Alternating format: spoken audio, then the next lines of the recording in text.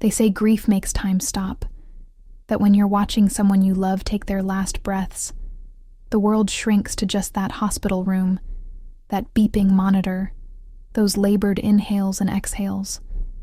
I was holding my father's hand, watching him die, surrounded by family in the most sacred and painful moment of my life, when she walked in. Young, confident, carrying flowers like she belonged there. My husband's mistress, at my father's deathbed. And when I asked who she was, she smiled and said, "I'm family." That's when I realized my husband hadn't just betrayed me. He'd infiltrated my family's most intimate moment. This is the story of how I lost my father and discovered the truth in the same breath. My name is Patricia Morrison, and I need to start this story by telling you about my father, because understanding him is understanding why what happened was so unforgivable.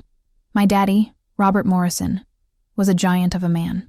Not in physical stature, he was 5'9" on a good day, but in presence, in character, in the way he filled a room with warmth and wisdom and unconditional love.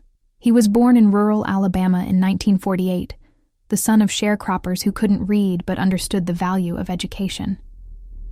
He was the first in his family to finish high school, the first to go to college, on a full scholarship to Tuskegee University, and the first to get a master's degree. He became a high school principal, spent 40 years shaping young minds in Birmingham, and retired as one of the most respected educators in the state. But more than his professional accomplishments, my daddy was a family man. He married my mother, Dorothy, when they were both 22.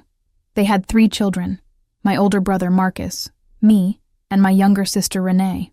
Our childhood was filled with Sunday dinners, family vacations crammed into our station wagon, and a father who showed up to every school play, every basketball game, every award ceremony.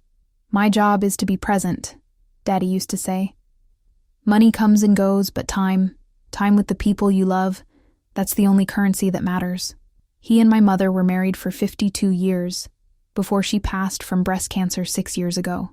I watched my daddy, this strong, stoic man, cry at her funeral like a child. "I don't know how to be without her," he told me that day. "She was my whole heart," but he kept living.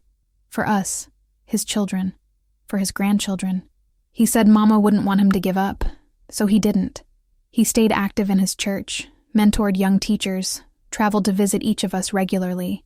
He was 76 years old and still vibrant, still full of life, still the center of our family universe. Until the stroke. It happened on a Tuesday morning. Daddy was at the gym. Yes, 76 and still working out 3 times a week, when he collapsed. A massive hemorrhagic stroke. The kind that doesn't give warnings, doesn't give second chances. By the time the ambulance got him to UAB hospital, the doctors were preparing us for the worst. "The damage is extensive," the neurologist told us that first day. "He's in a coma. We don't know if he'll wake up, and if he does, we don't know what function he'll have. I'm sorry. I know this isn't what you want to hear." It wasn't. We wanted to hear that Daddy would be fine, that this was just a scare, that he'd recover and go back to his gym workouts and his Sunday dinners and his role as the patriarch who held us all together. But that's not what we got. For 3 weeks, Daddy lay in that hospital bed. Machines breathing for him, feeding him, keeping him alive. We took turns sitting with him. Marcus flew in from Atlanta where he worked as an attorney. Renee came from Houston where she was a pediatrician. I lived in Birmingham, just 30 minutes from the hospital, so I was there every day. My husband, Derek, was supportive at first. Came to the hospital with me the first few days, sat quietly while we waited for updates, brought coffee and sandwiches we didn't eat. He held my hand during the worst conversations with doctors, the ones where they used words like quality of life and advanced directives and end-of-life planning. But after the first week, he started coming less. Had to work, he said. Important meetings. Couldn't take more time off. I understood, or I tried to. Someone had to maintain normal life while we kept vigil over Daddy's dying. Derek and I had been married for 8 years. We'd met in college, University of Alabama, both of us in the business school. He was charming, ambitious, wanted to climb the corporate ladder. I was the practical one, the planner, the woman who mapped out our future in spreadsheets and 5-year plans. We got married when I was 27 and he was 29. Had a beautiful wedding in Birmingham. Daddy walked me down the aisle with tears in his eyes. Told Derek, "You're getting my heart. Take care of her." Derek promised he would. For 8 years, I thought he was keeping that promise. We had a good marriage, or so I believed. We both worked. I was a project manager at a tech company. He was in pharmaceutical sales. We had a nice house in Mountain Brook, took vacations to the beach, talked about having kids someday soon. There were small things that bothered me. Derek worked a lot, traveled for work constantly. He was on his phone all the time, even during dinner, even during the rare quiet moments we had together. Our sex life had diminished to maybe twice a month, and even then it felt perfunctory, like a task he was checking off a list, but I told myself it was normal. Marriage evolved. The passion faded into comfortable partnership. We were building a life, and that took work and sacrifice, and sometimes you had to choose boring stability over exciting romance. I told myself a lot of lies to avoid seeing the truth. When Daddy had his stroke, Derek's distance became more pronounced. He stopped coming to the hospital entirely after the second week. "Babe, I can't keep taking time off work," he said when I asked him to come. And honestly, he's not even awake. Me being there doesn't change anything. "It changes something for me," I said. "I need you there. You have your brother and sister. You have your whole family. You don't need me, but I did need him. I needed my husband to stand beside me during the worst experience of my life. I needed him to hold me when I cried, to tell me it would be okay even if it wouldn't be, to be my partner in grief. He wasn't there, and at the time, I was too overwhelmed with Daddy's condition to really process how much that hurt. On day 21, Daddy woke up. Sort of. He opened his eyes, looked around, seemed to recognize us. But he couldn't speak, couldn't move his right side. The stroke had stolen so much from him. The doctors said he'd need extensive rehab, months of physical therapy, speech therapy, occupational therapy. They said recovery would be long and difficult, and there were no guarantees. "But he's alive," I told my siblings. He woke up. That's something. It was something. For 2 days we were hopeful. Daddy was tracking us with his eyes, squeezing our hands with his left hand, trying to communicate even though the words wouldn't come. Then on day 23 he took a turn. His vitals crashed, his oxygen levels dropped, his organs started failing. The doctors called it multi-system organ failure, a complication from the initial stroke and 3 weeks of immobility. They moved him to ICU, told us to call family, to say our goodbyes. Told us it was a matter of hours, maybe a day at most. I called Derek. "Daddy's dying. The doctors say he has hours. Please come, I need you here." "I'm in a meeting," he said. "Can I call you back?" "Derek, my father is dying. Right now. I need you at the hospital. Please." Okay. I'll try to get there. Give me an hour. An hour. My father was dying, and my husband needed an hour to wrap up a meeting. But I didn't have time to be angry. I had to focus on Daddy, on being there for him, on making sure he knew he was loved, on holding his hand as he prepared to leave this world. My brother, sister, and I gathered in Daddy's ICU room. The machines were still running, still keeping him technically alive, but we could see it. The gray pallor of his skin, the shallow breathing, the way his chest rose and fell with decreasing regularity. He was leaving us. We held his hands. We told him we loved him. We thanked him for being the best father anyone could ask for. We told him Mama was waiting for him, that he could go to her, that it was okay to let go. "You did good, Daddy," Marcus said, his voice breaking. "You raised us right. You showed us how to be good people. We're going to make you proud." "I love you so much," Renee sobbed. "Thank you for everything. Thank you for being my hero." "Daddy," I said, squeezing his hand, "you were my whole world. You taught me strength and kindness, and how to stand up for myself. I'm going to miss you every single day, but I'm going to be okay. We're all going to be okay. You can rest now." He opened his eyes then, just for a moment, and looked at me, really looked at me. And I swear I saw him smile, just a little, before his eyes closed again. That's when she walked in.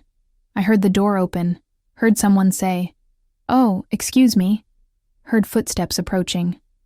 I looked up and saw a young woman, maybe 27, 28, pretty, in a generic way, long brown hair, carefully applied makeup, wearing jeans and a nice blouse, carrying a bouquet of flowers. I didn't recognize her. "I'm sorry," she said, looking around the room at all of us. "I don't mean to intrude. I just wanted to... I heard Robert might not have much time, and I wanted to see him." "Who are you?" Marcus asked, standing up, protective. "I'm Amber," she said, like that explained everything. "I'm a friend of the family." "What family?" I asked. "I don't know you." "Derek's family," she said, and something about the way she said Derek's name made my stomach drop. Too familiar. Too comfortable. Derek told me about Robert's stroke. I wanted to pay my respects. Derek. My husband, Derek. How did this woman know about my father? Why would Derek tell some random friend about my family's private tragedy? "How do you know Derek?" Renee asked. And I heard the suspicion in her voice too. "We work together," Amber said. "I'm in pharmaceutical sales too. We've worked on several campaigns together. He talks about you all the time," she said, looking at me. "Patricia, right? I feel like I know you, but I didn't know her." In 8 years of marriage, Derek had never mentioned anyone named Amber, never brought her to company events, never talked about a colleague he was close with. Nothing. "Thank you for coming," I said, my voice cold, "but this is a private family moment. We appreciate your concern, but we'd like to be alone with our father." "Of course," she said. "I understand. I just wanted to drop these off." She set the flowers on a side table. "Robert seems like an amazing man. Derek speaks so highly of him. Derek speaks about my father to this woman? To this stranger I've never met? How well do you know Derek?" Marcus asked. And I loved my brother for asking the question I was afraid to voice. "Oh, we're close," Amber said. "He's been a really good friend during a difficult time in my life. He's very easy to talk to.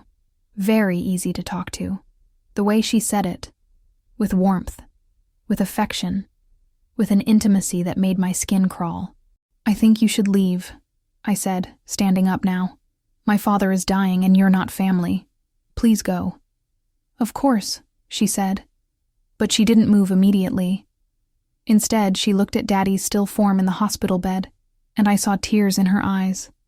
Real tears. "I'm sorry," she whispered.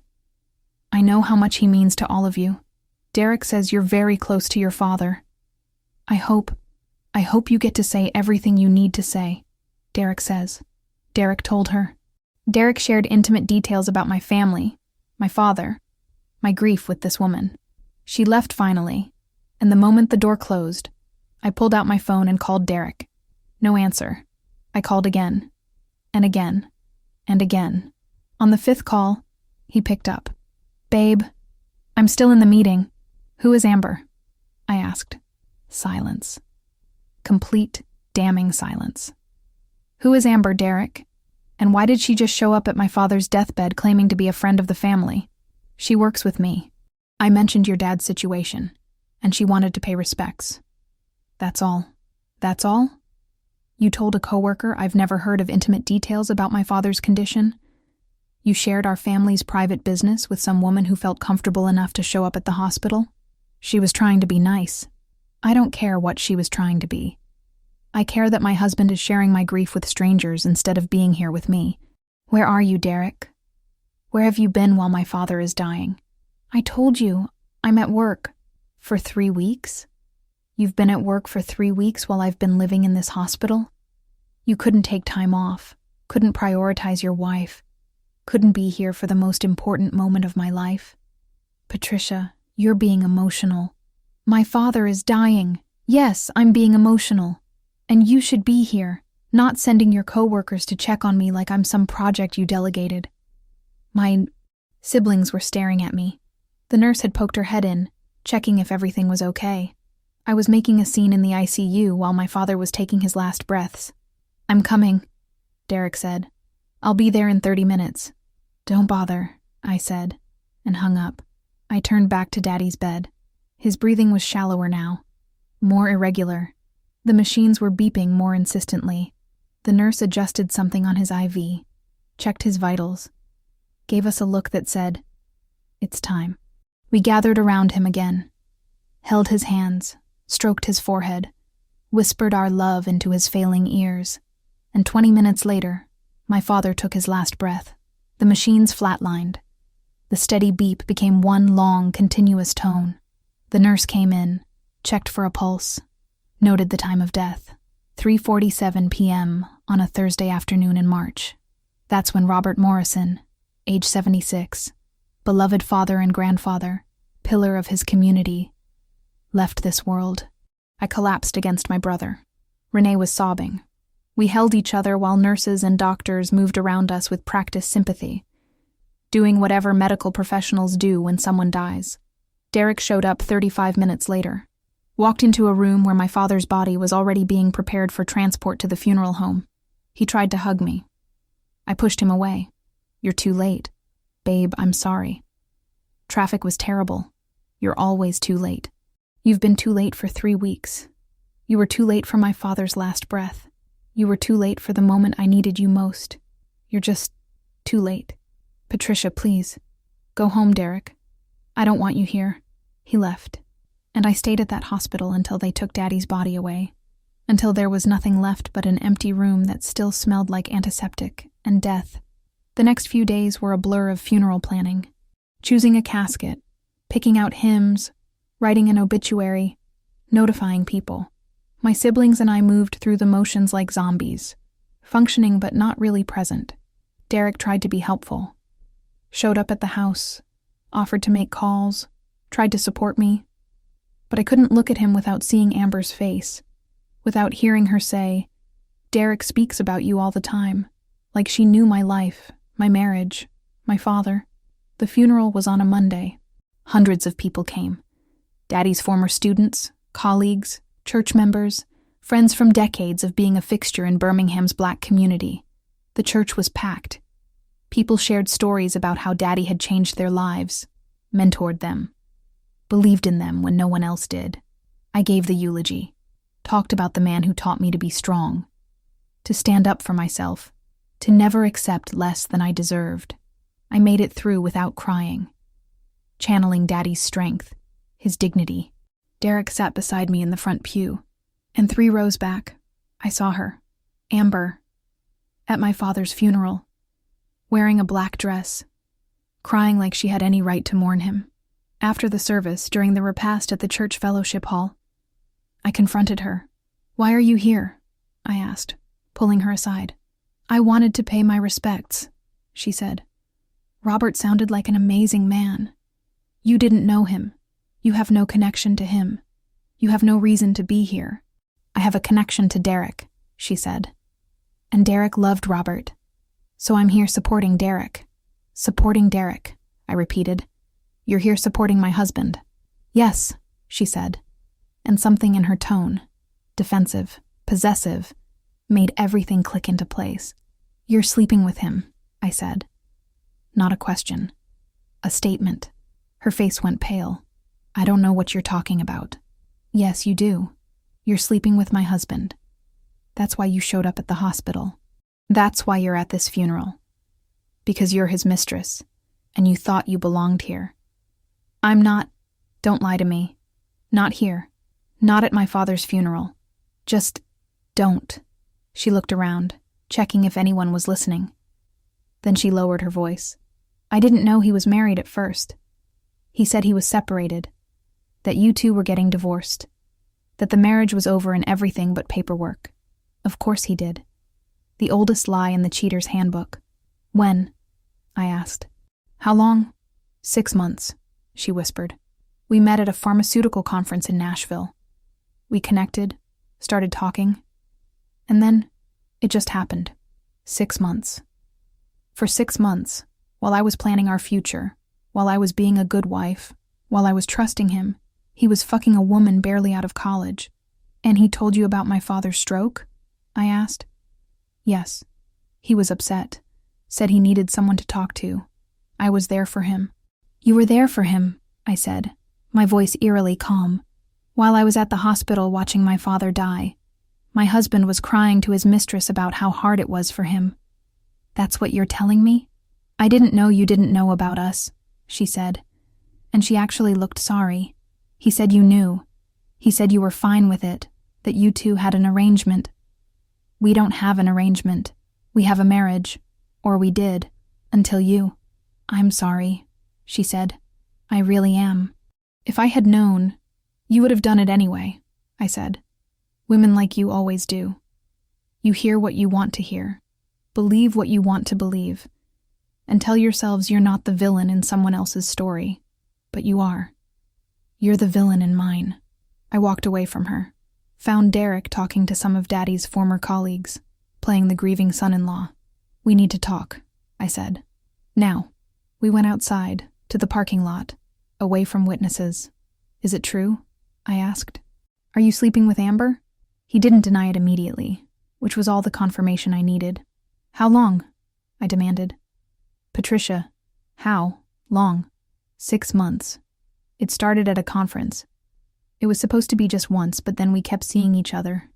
And I tried to end it multiple times, but you didn't. You kept fucking her. While coming home to me. While lying to me every single day. While my father was dying. I know. I'm sorry. I never meant for any of this to happen. You invited her into my grief, I said, my voice shaking. You told her about my father. You cried to her about my family's tragedy. And then she showed up at the hospital, at the funeral. Like she had any right to be there. Like she was family. She wanted to support me. I'm your wife. I'm supposed to support you. But you went to her instead. You gave her my role, my place, my intimacy. I know. You're right. I fucked up. But Patricia, we can work through this. We can go to counseling. We can fix this. No, I said. We can't. Because you didn't just cheat on me. You disrespected my father. You brought your mistress into the most sacred, painful moment of my family's life. You let her witness our grief, our vulnerability, our goodbye to the man who meant everything to us. That's unforgivable. Please, he said, and he was crying now. Please don't give up on us. I love you. I made a terrible mistake, but I love you. You don't love me, I said. You love the idea of me, the stable wife, the respectable marriage, the life we built. But you don't love me. Because if you did, you would have been at that hospital. You would have held my hand while my father died. You would have chosen me over her. I choose you now, he said desperately. I choose you. I'll end it with Amber. I'll do whatever it takes. Please. It's too late, I said. Just like you were too late to my father's deathbed. You're too late to save this marriage. I walked back into the fellowship hall, back to my siblings, back to the people who actually knew how to show up, and I left Derek standing in that parking lot, exactly where he deserved to be, alone. The next day, I called a divorce attorney. Her name was Michelle Roberts, and she came highly recommended. He had an affair, I told her. 6 months. The mistress showed up at my father's deathbed and claimed to be family. I want everything. Alabama is a fault state, Michelle said. His adultery matters. We can use it. Tell me about your assets. We had a house worth $400,000 with $100,000 left on the mortgage. We had 2 cars, both paid off. Joint savings of $80,000. His 401k, my 401k. No kids, thank God. I want the house, I said.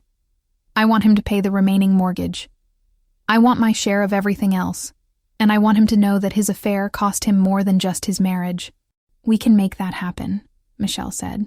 Over the next 3 months, while I grieved my father and tried to rebuild my life, I fought Derek in court.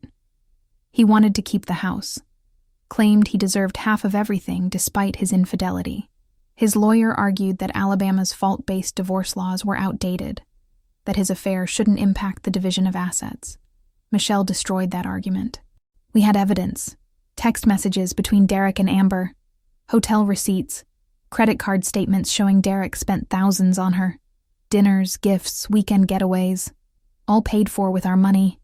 the money we were supposed to be saving for our future. We also had something Derek didn't expect. Witnesses. Multiple people from the funeral testified that Amber had been there, that she'd claimed to be family, that Derek had allowed his mistress to infiltrate my father's funeral. The judge, a stern black woman in her 60s, was not pleased. "Mr. Morrison," she said, "you engaged in an extramarital affair.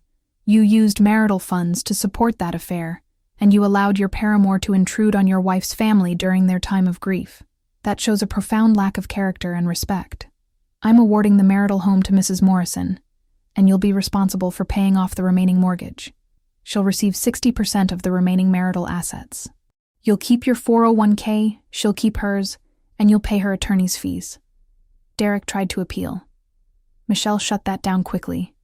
6 months after I'd filed, I was officially divorced. The house was mine. Most of our savings were mine. My freedom was mine. Derek and Amber didn't last. Within 3 months of our divorce being finalized, I heard through mutual friends that she'd left him. "He's too complicated," she apparently said. "Too much baggage from his ex-wife." His ex-wife. Me. I was the baggage. The irony was delicious. Derek tried to contact me a year after the divorce.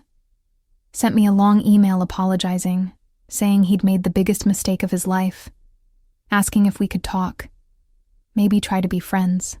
I deleted it without responding. 2 years after my father's death, I met someone new. His name is David. He's a professor at UAB. And he's kind. Really kind. The kind that shows up, that keeps promises, that understands that love is a verb, not just a feeling. On our 3rd date, I told him about Derek, about Amber, about her showing up at my father's deathbed. "That's unforgivable," he said immediately. "Your grief should have been sacred. I'm so sorry you went through that. It taught me something, though," I said. "It taught me that I deserve better, that I won't accept less than full presence, full honesty, full respect. You deserve all of that," David said. "And I promise you, if we keep seeing each other, I'll show up. I'll be present. I'll honor what we're building." He has. For 2 years now, he's kept that promise. We're not rushing anything, not pushing toward marriage, just building something real and honest and good. I think about Daddy sometimes, about what he'd think of David, of my new life, of how I handled everything. I think he'd be proud that I didn't stay with someone who disrespected me, proud that I fought for what I deserved, proud that I'm building a life he would have approved of. I visit his grave every Sunday. Bring flowers, tell him about my week, ask for his guidance even though I know he can't answer. And sometimes, when the grief feels overwhelming, I remember that last moment at his deathbed, when he opened his eyes and looked at me, when he smiled. I think he was telling me it was okay, that he'd done his job, that I was strong enough to handle whatever came next. He was right. I was strong enough. My name is Patricia Morrison. My husband's mistress showed up at my father's deathbed and called herself family. She thought she belonged there, in the most intimate moment of my life. She thought she'd won, that she'd taken my husband and my place, but she was wrong. She got a lying, cheating man who couldn't prioritize his wife during her darkest hour, a man who chose his dick over his integrity, a man who ended up alone because that's what cheaters deserve. I got my father's last smile, his final blessing, his legacy of strength and dignity and standing up for myself. I got a divorce that freed me, a settlement that secured me, a new relationship that respects me. She called herself family at my father's deathbed, but she learned the hard way. Family isn't something you declare yourself to be. It's something you earn by showing up, by being present, by loving selflessly. She never understood that. Derek never understood that, but I did, because my father taught me. And that's why I won. If this story resonated with you, please subscribe to my channel for more true stories of survival and strength. Hit that like button if you believe family is earned, not declared, and comment below. Have you ever had someone intrude on your grief? How did you handle it? Your story might help someone else heal. Thank you for watching. Remember, You deserve people who show up, never settle for less.